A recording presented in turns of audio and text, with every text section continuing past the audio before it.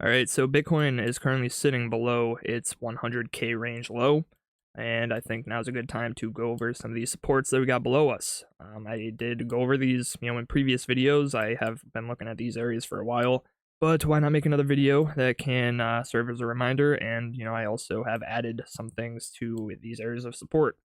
And also, I want to say it is definitely looking more likely now that we will start visiting some of these lower supports, but it's not a guarantee. There is a chance that we end up closing this daily candles and SFP still. We haven't technically broken the range on the daily time frame.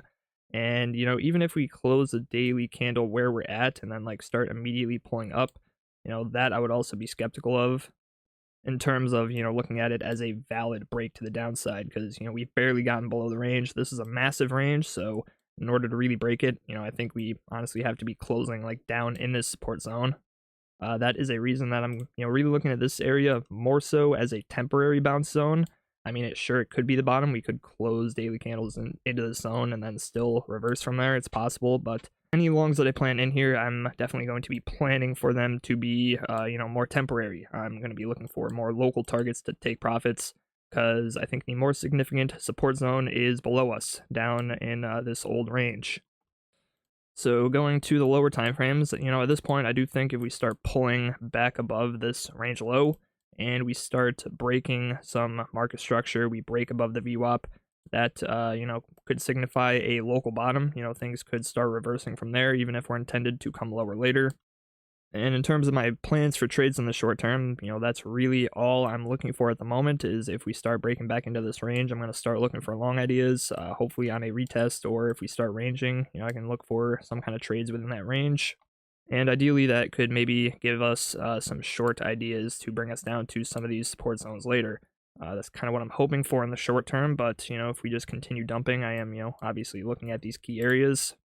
And it does look like at this point, we have taken all or at least most of that liquidity. We didn't take this low out yet, but we have taken most of the liquidity from these lows. I think we just barely SFP'd that one. So there's one low remaining down here still, possibly another reason for us to come to the downside.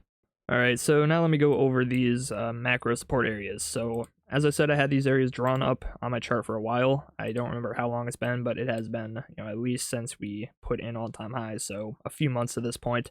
And originally this box was just around the NDPOCs. I did look for a bit more confluence and I found some, so I have adjusted this box a little bit.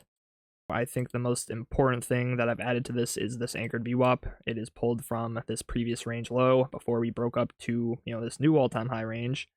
We formed one range at all-time high, broke up to another all-time high range. Regardless, this is a very significant anchored VWAP pull. And it was disrespected once right here, but it, held support multiple times after, that one failure of it.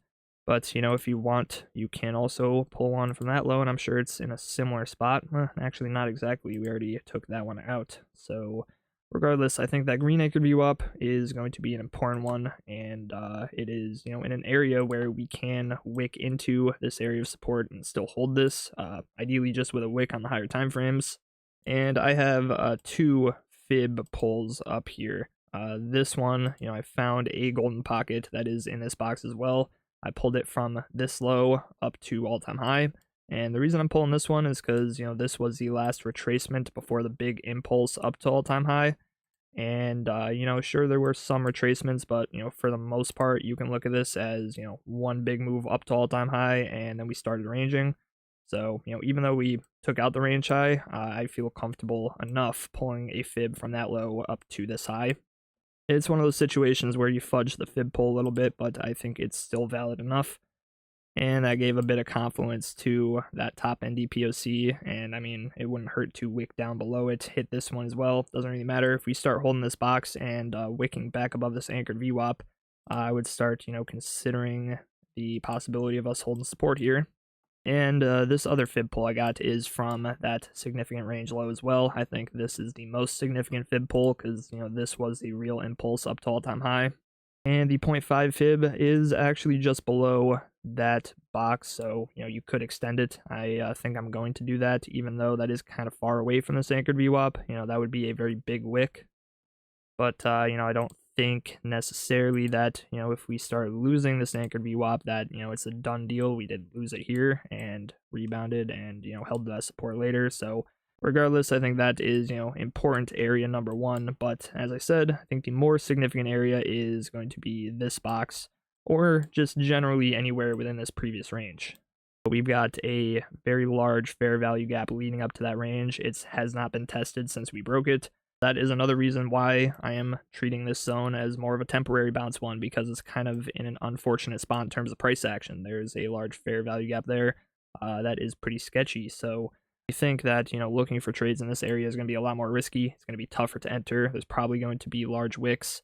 I'm most likely not going to be trying to knife catch in this area. If there's some kind of decent trade setup following us, holding it as support, then I'll look to trade it on the lower time frames. But, aside from that, I'm not rushing into any longs here. Definitely not in the middle of this fair value gap.